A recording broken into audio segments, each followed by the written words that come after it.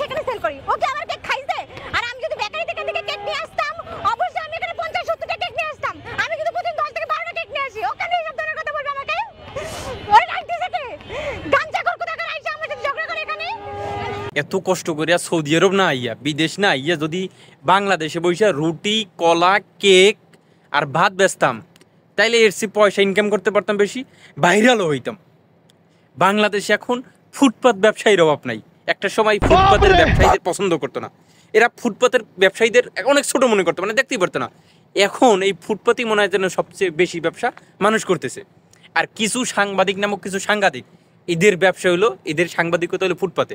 কে ভাত বিক্রি করে, কে কেক বিক্রি করে, আর যে জায়গায় সুন্দরী সুন্দরী আপা আছে, ও বাবা রে বাবা, ক্যামেরাটা ধরে কেমনে, এই এমনি এমনি, মানে উপর নিচ যেমনি সাইজ যাতে বোঝা যায়, সাইজ যাতে বোঝা যায় এই রকমের করে ধরে।